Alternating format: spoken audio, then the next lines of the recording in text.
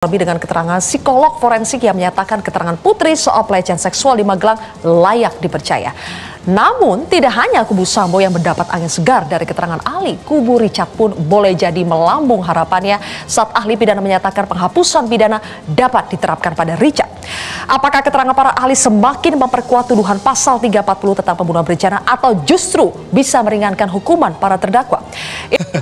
Gini Mbak. Terkait CCTV ya, kita lihat bahwa keterangan Richard Eliezer menyampaikan bahwa melihat Ferdy Sambo memakai sarung tangan itu di dalam rumah Duren 3. Richard Eliezer tidak pernah menyampaikan bahwa Ferdy Sambo itu memakai sarung tangan dari rumah Saguling.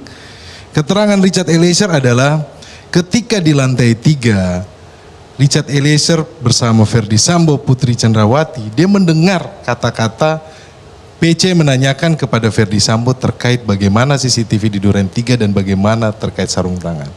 Jadi salah sekali kalau disampaikan bahwa seolah-olah klien saya menyampaikan bahwa Ferdy Sambo memakai sarung tangan itu dari rumah Saguling. Pertanyaannya Mbak, CCTV lantai 3 di mana rumah Saguling? CCTV lantai 2 di mana? Kalau ada CCTV tersebut, klien saya sudah sampaikan, mereka tidak akan bisa berbohong di pengadilan ini. Saya sampaikan yang pertama rumah Saguling. Yang kedua terkait yang di Duren 3. Keterangan yang menjelaskan bahwa Ferdy Sambo memakai sarung tangan adalah saudara Romer di depan rumah Duren 3. Tetapi kalau kita lihat CCTV-nya juga pun tidak jelas. Kenapa? Itu tangannya Ferdy Sambo itu masuk ke dalam saku ketika dia berjalan. Ini yang turun dari mobil? Turun dari mobil. Nah di situ terlihat bahwa ketika Romer sampaikan, dia melihat senjata AS jatuh, kemudian melihat Ferdy Sambo memakai sarung tangan sebelah kanan. Tetapi itu kan terlihat bahwa CCTV itu, mobil menghalangi CCTV. Dan ketika Ferdy Sambo berjalan, itu tangannya setengahnya itu masuk ke dalam kantong celana sebelah kanan. Yang kami sampaikan bahwa ketika masuk ke dalam kantong sebelah kanan, itu dugaan kami ya, bahwa bahwa dia melepaskan sarung tangan tersebut. Tetapi begini, yang kita harus lihat Pak, dari awal saya sampaikan kualitas saksi, mana yang perlu dipercaya. Nah, kalau seandainya seperti ini seolah-olah mereka mau menyudutkan Richard Eliezer karena apa? Terkait dengan status GC-nya dia. Mereka mencoba membangun opini sehingga seolah-olah bahwa Richard Eliezer ini tidak kredibel, tidak konsisten menyampaikan keterangannya. Padahal fakta persidangan, siapa di sini yang berbelit-belit, siapa yang tidak konsisten, siapa yang tidak kesesuaian. Kan sudah terlihat di persidangan. Apakah bukti CCTV yang dihadirkan di persidangan, karena banyak juga yang tidak dihadirkan di persidangan karena sudah tercecer katanya. Apakah bukti khususnya Sambo tidak memakai sarung tangan itu bisa menyelamatkan Sambo dari ancaman maksimal 340? Ya, kalau terkait dengan CCTV itu kan bukan alat bukti, itu namanya barang bukti. Nah diterangkan oleh seorang ahli, baru itu nanti bisa keterangan ahli itulah sebagai keterangan alat bukti. Nah kalau CCTV-nya sendiri barang bukti. Nah permasalahan itu barang bukti itu harus utuh didapatkan dari sumber yang terpercaya.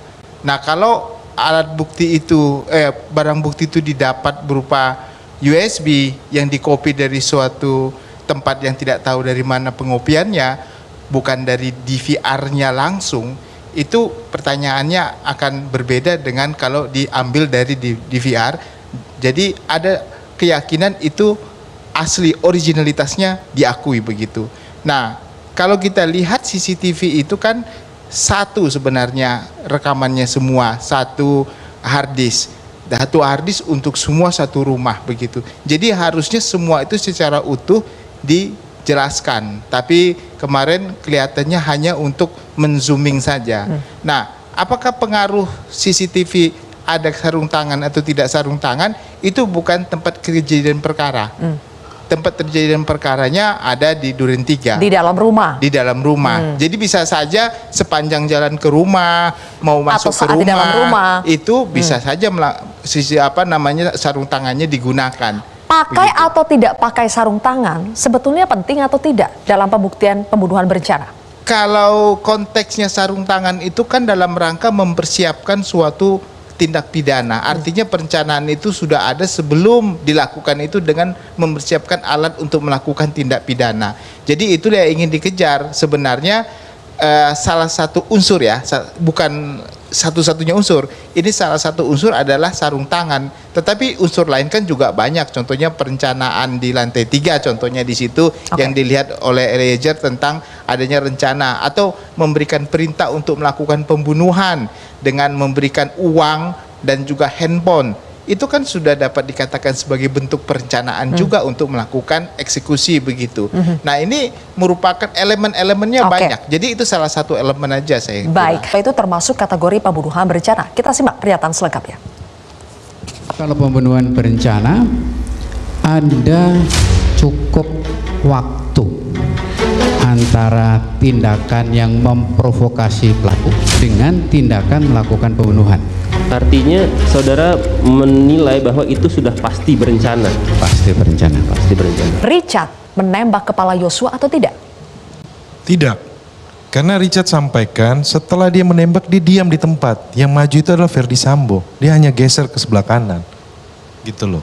Itu dari situ. Dan tapi kalau tembakan di kepala itu jaraknya dekat.